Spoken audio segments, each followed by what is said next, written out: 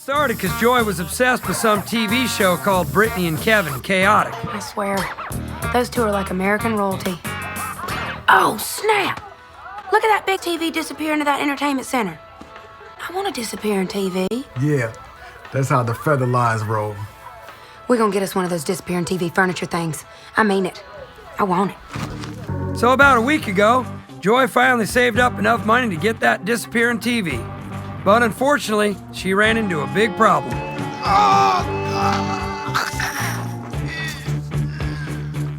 I got an idea.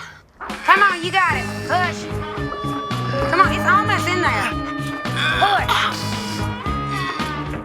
I got an idea. How did Brittany and Kevin do it?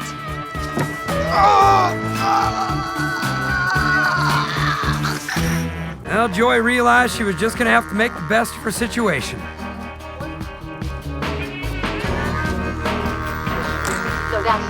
So much glare out here, I can't tell if that's the white lady judge or the black lady judge.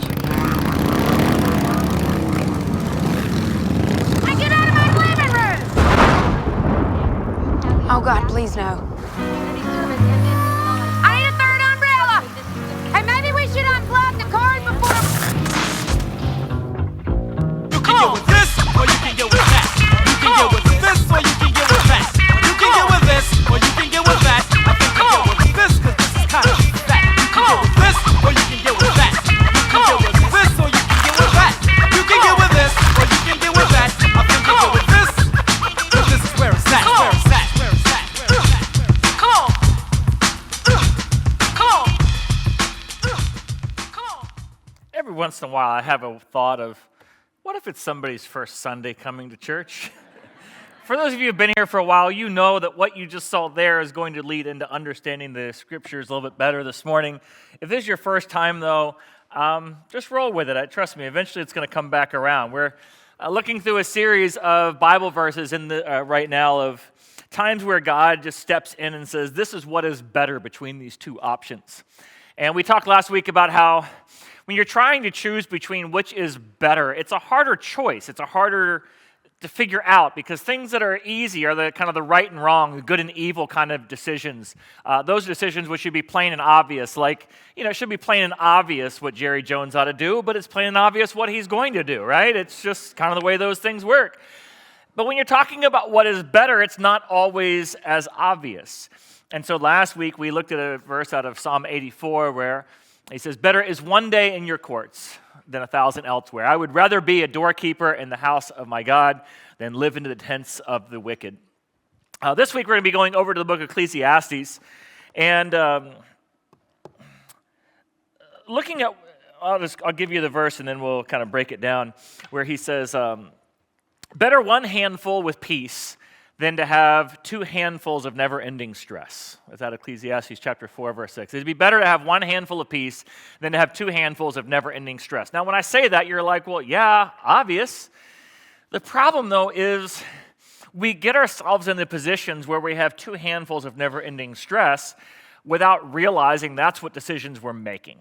But he says, keep this principle in mind as you're looking to make choices because there'll be other things waging war against this idea. And if you go back a couple verses,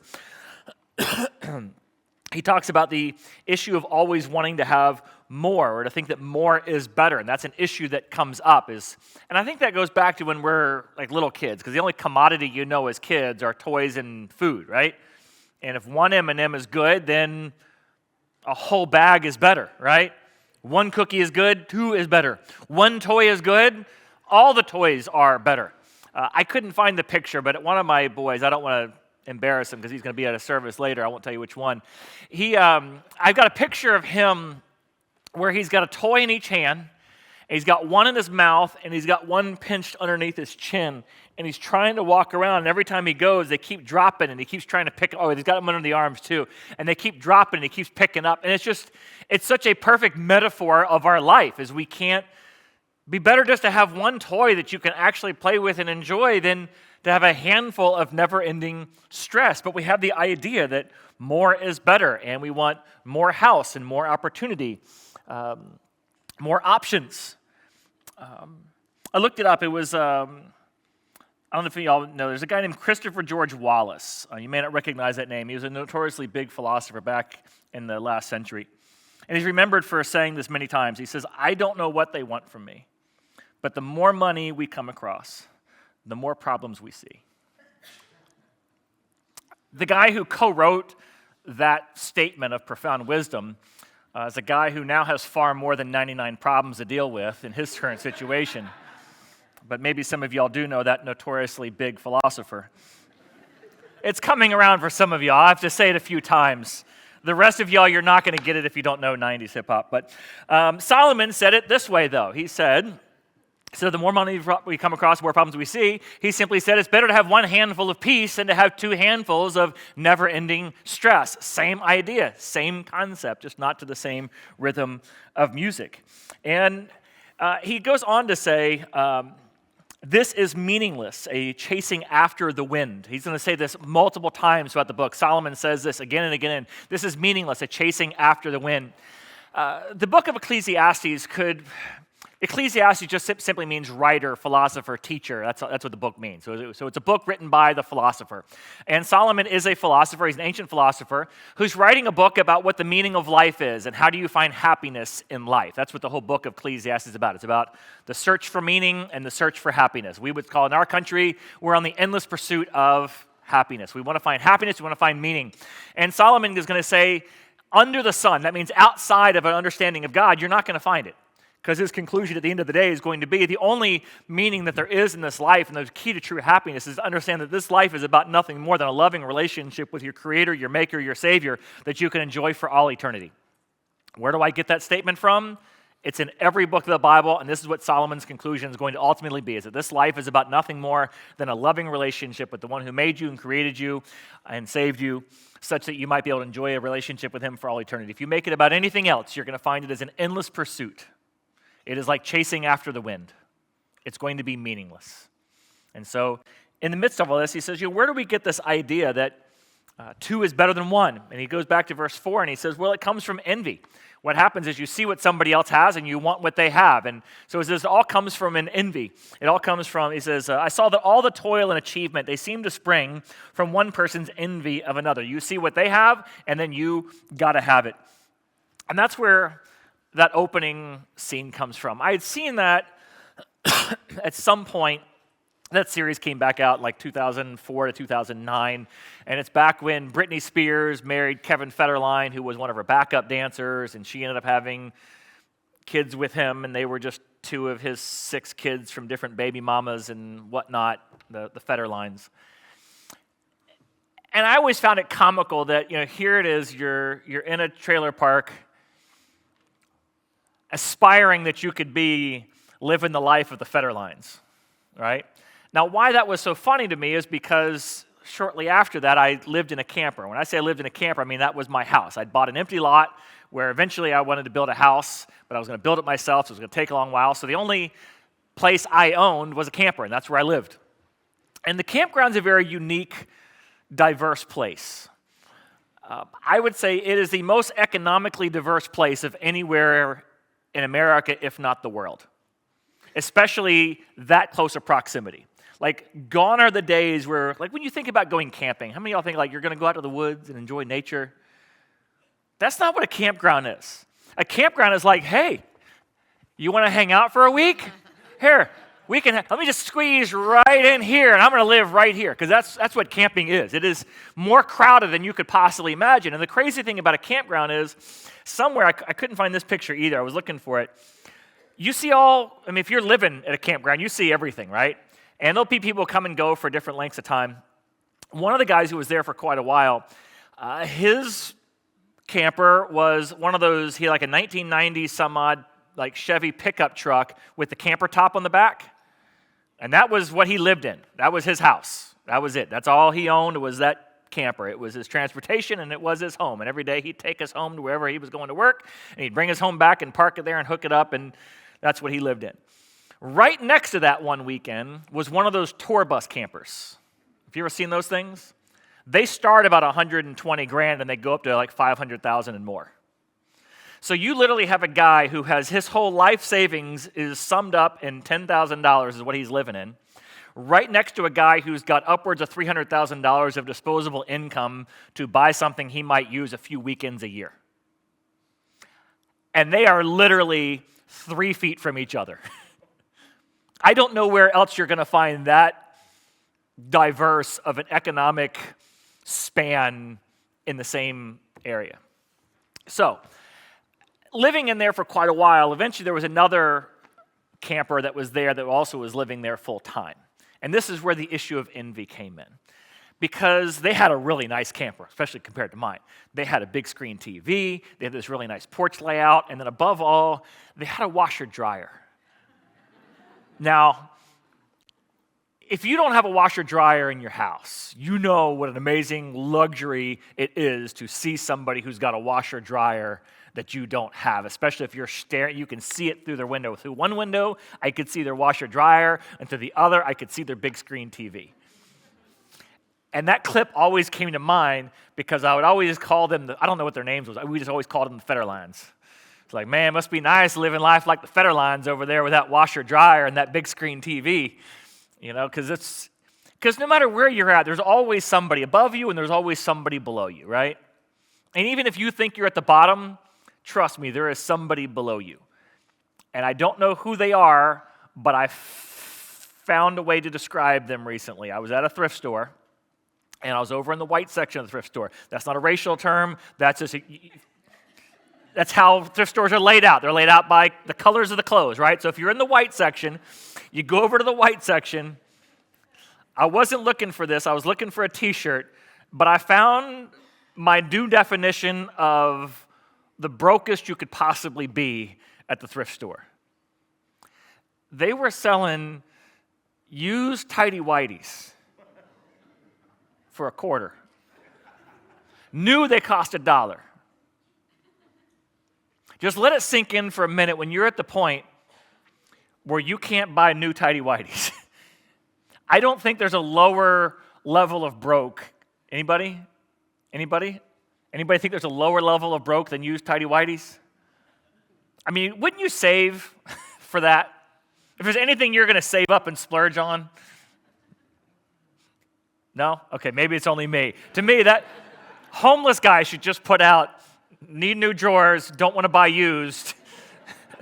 Anything will help. You with me on that? Right. So all that to say, somebody's looking up at you right now and going, must be nice to have new drawers, right? Somebody's looking up even where you're at. All that to say, we all are motivated by envy, what we see somebody else have. And of course, now with social media, you're seeing what everybody else has 24/7, 365 days of the year. And even though it's not even what they really have, it's just an image of what they have or what they have on occasion or what they've rented. We like the image of the whole thing. Anybody familiar with, probably familiar with the term keeping up with the Joneses? Anybody know where that came from? Anyone? I looked it up recently because I kind of had to know, where did it come from? It came from a cartoon strip back in 1913 called Keeping Up with the Joneses. And there was a family named the McGinnis family, and their neighbors were the Joneses. And so the whole comic strip was basically illustrating this proverb out of Ecclesiastes. It's better to have one handful of peace than 2 handfuls of endless stress. And so the McGinnis family was always envying what the Joneses had. And the hilarity of the comic strip was all about the things that they would get themselves into trying to keep up with the Joneses. The Joneses are never shown in the cartoon, but they're referred to in almost every one of the I went through and read several of them. They're referred to in almost every one of the comic strips. What the Joneses have, and the Joneses doctor, and the Joneses car, and the Joneses, everything else is what the Joneses have. And then they get themselves into all kinds of messes trying to keep up with the Joneses. That's where the whole origination of it's from. Because we're always about comparing ourselves. We're comparing where we're at, where our marriage is at, where our kids are at, where our house is at with somebody else around us, because we're always looking to compare ourselves to something else. One of the great quotes I was reading on this was looking up for different ideas on this. I guess in one of Jordan Peterson's book, he writes, he says, never compare yourself to where somebody else is at right now. Rather, compare yourself to where you were. Because it's not fair to compare yourself to somebody else. No matter what. There's nobody else who is you. Everybody starts from a different place. Is that a fair statement? There is no equity. There is no equality. Everybody starts from a different starting place. There are people elsewhere in the world that look at you and say, I wish I had what you have. Most everybody else in the world wishes they could just have what you have, regardless of what you have or don't have. And so you can't compare yourself to anybody else because their path hasn't been your path. Rather, the only person with your path is you. And compare yourself to where you were a year ago, 5 years ago. Am I doing better? Am I progressing better? Am I on a good path or not? And if I'm not, I need to make some changes. And if I am, well, then I need to keep going and doing what I'm doing. I can only compare myself to myself. But Solomon just comes back, he goes, part of what gets us into this idea of getting to this two-handful life is we think we have to have what everybody else has. And it comes in two primary areas, the two commodities of our life, time and money. When it comes to time, we don't call it time. We don't spend time. Rather, we call it opportunity, right? Because nobody wants to have a limited number of opportunities. You want to have an endless number of opportunities. You want to increase your opportunities, right? Isn't it great to have opportunity? Opportunity is great. And so we get presented with opportunities and we feel as though we're going to be missing out if we don't take the opportunities that we have. When you combine keeping up with the Joneses with FOMO, you've got a recipe for a two-handful kind of life. Fair to say that? Because you don't want to miss out on it. There's great opportunities at work, opportunities for promotion, opportunities to make more money, to be a part of a bigger project. There's always opportunities for advancement. With your kids, there's all kinds of opportunities being thrown their way now.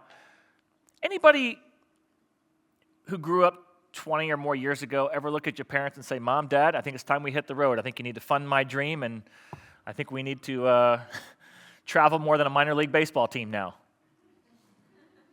That just wasn't a thing, right? But there's all kinds of opportunities, and you feel like as if your kids are going to miss out on opportunities in the childhood that they could possibly have if you don't go and do all of these things. And there's endless number of entertainment opportunities, of streaming programs and movies to watch and TV shows to be a part of. Not to mention what you find on your phone week after week, everything that is just piped right in there for you to take advantage of. There's friends who want to hang out and need help and want to go do stuff with you, and somewhere in there it gets lost as church. I got to pause on the church thing. As I'm planning out this message, there's sometimes you'll read through the scriptures, and this is going to sound odd. It's almost like as if you'll read things in the Bible that are so practical, I stop myself and I go, how is this different than a self-help talk? You ever have that moment? I mean, everything I'm talking this morning is straight out of the Scripture. But I look at it and I go, but what's the spiritual value here? Why is God so big on this? To understand this, you have to go over to the New Testament. Jesus tells multiple stories. There's one about him scattering seed. So the farmer's out scattering seed. Some of it grows up, some of it doesn't. Some lands on rocky soil, some lands on fertile soil. All different kinds of soil. Some works, some doesn't. He tells another story about a banquet where he says, go out and invite people into the banquet. And a bunch of people who get invited don't show up. So he says, go out and invite anybody and everybody you can find for them to show up. He's got this other story you'll see with Jesus where there's two sisters, and one of them is there listening to Jesus as Jesus is teaching and talking shortly before his death, and the other one is in the kitchen working, and she's all upset because her younger sister is not working. You know what all three of those stories have in common? The issue was busyness. What kept people from having a close relationship with God, or even any relationship with God, was busyness. If you look at the parable of the sower sowing the seeds, what was the thing that choked out the relationship with God? Busyness. If you look at the banquet, why is it nobody wants to show up for the banquet? Busyness. Why is it that Martha is in the kitchen and not there listening to Jesus shortly before he is crucified? Busyness. Busyness is the issue. You know what the number one reason is that people quit going to church? Busyness. I just got busy. Whether it be they got travel games on the Sundays or whether it be they just need to sleep in. I mean, after all, what other day do you have to sleep in? It's my only day. I need to catch up. I need to mow the yard. I need to catch up on things because that's what we do. We don't have free time anymore. Something's got to give, and usually what gives is God because he's so giving.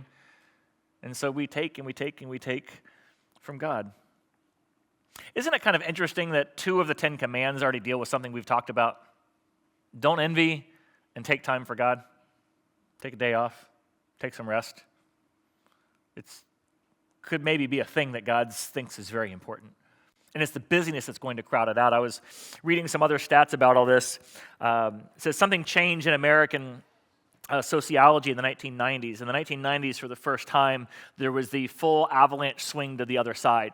And the avalanche swing is where now the vast majority of Americans are growing up literally without a parent in the home. And what it means by that is either it comes from a single-parent family where, of course, a single parent's got to work, Or it's a dual income family where both parents are working.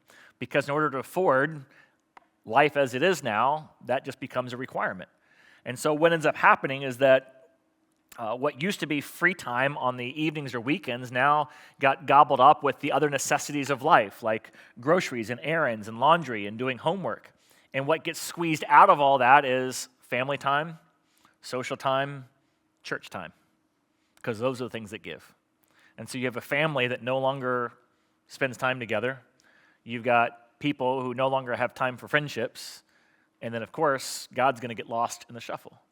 When you ask anybody, hey, how are things going right now? After they tell you they're fine, if you press a little bit further, the next thing they're going to say, well, it's just really busy right now. How many of y'all are in a busy time? Is this a busy season? Coming back to school? No? Yes? No? A couple of y'all? The rest of y'all got free time, I guess. Wow, you guys need to figure out something to do with your time. The rest of us are just a little busy. It's just busy, busy, busy. Hey, small groups are coming up. Can you join a small group right now? No, this is a busy time. Next semester, maybe things will slow down after the turn of the new year. It's just always busy. And you know what else people say? I'm just tired. I'm just tired. I'm just really tired right now, How many of y'all, your favorite day of the year, your favorite holiday of the year is that one where you get to sleep an extra hour? Yeah, come on. That's the best holiday of the year. I've got a new idea. What I think we ought to do is, the math works out pretty close. I think every night you should get an extra hour of sleep, and we just lose one day a month. How about that? The math's pretty close, right? And at the end of the year, we'll just add another month to the calendar or something like that, right? We'll just go to 24-day months, and each day we'll get an extra hour of sleep. But what's going to happen pretty soon? Will we actually sleep with that extra hour? Nope. How many of y'all, when you have that extra hour, you just stay up an extra hour later? Like, oh, I get to stay up an extra hour tonight. Yeah, you see, that's what we do. You give it, and we just think more is better, and more and more and more. We try to cram more in. But eventually what gets lost in the more is God and people. And we talked last week about what is it that gives more joy to life? It's the people, it's the relationships in life. And that's where we get to the other thing that we do too more of, which is the money side of it, the stuff side of it, both how we get it and how we spend it. There's always opportunities for side hustles and making more and doing more. It's very key when I say this life is about nothing more than establishing, growing, developing a loving relationship. Life is about relationships with the one who made you and created you and saved you, such that you might be able to enjoy that relationship for all eternity. And yet, the reality is we think life is about what we're doing, what we're accomplishing, what we're achieving.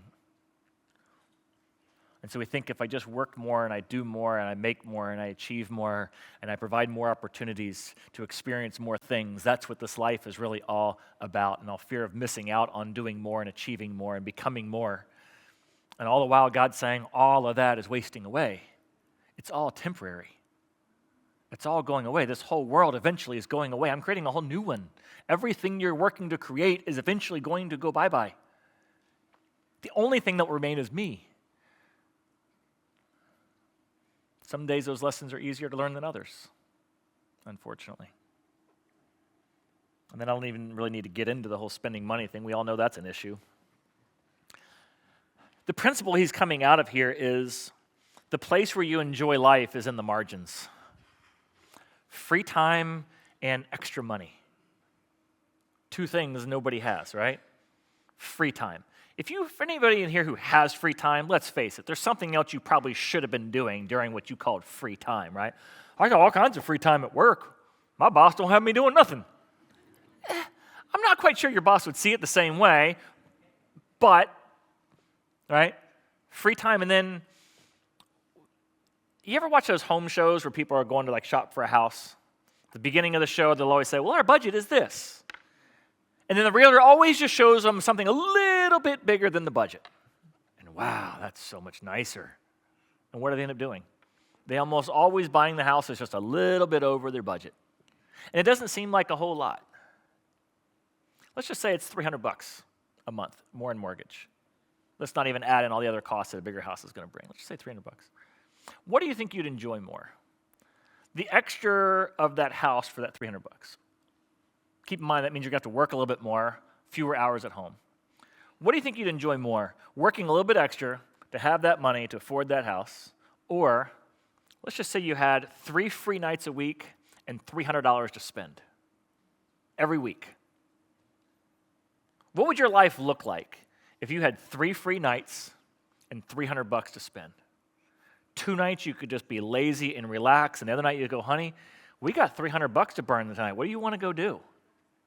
Now, I know that probably just affords a McDonald's Happy Meal for each of the kids right now, as much as that costs, but wouldn't that change the trajectory of your life? Mr. Solomon's saying, better is just one handful. Because if you only got one hand occupied with all the stuff that you've got, your whole schedule is here, and all of your expenses are here. You got this is free. You can do whatever you want over here. But yet we look at it and we go, well, I've got the opportunity to have 2 handfuls. And he's like, yeah, and that's going to lead to a life of never-ending stress. And eventually, here's what happens is you push God out because you don't have any room for anything of God because you're already full. And then when your life is so stressful, you look back and you go, God, this is all your fault. Am I wrong? We blame God for the stress, and yet the stress is the very thing that is why we've choked God out of our life. And you begin to see the spiritual value of God just simply saying, I would rather you live a one-handful life.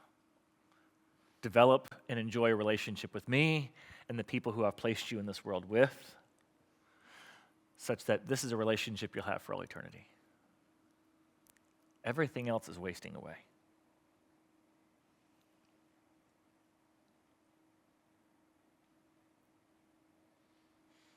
There are times where that becomes very vivid. And you look back and everybody always says, I'm so glad I spent the time with them. And I'm so glad I spent the time with God. Few people say that about all the other stuff we cram into our schedule and spend our money on. That's the spiritual value here. That's why it comes up again and again with Jesus, and that's why the wisest philosopher ever lived says, if you're looking for the right life, make time for the relationships in God. Better is one handful of peace than 2 handfuls of never-ending stress. Would you with me as we close our time in prayer? God, I thank you for this reminder of something that seems so basic and so elementary, and yet is something that is absolutely seems impossible to master in this life that we live. Because at the moment of decision, we think the opportunity is better, and more money is better, and more opportunities for increasing our wealth is better. And it leaves us overstressed, overscheduled, and in debt. And eventually, God, it will push you out of our life. Interesting question. Sure is.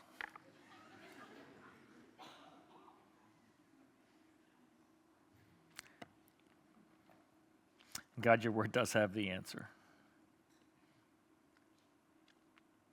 May we not forget that this life is better with just one handful and peace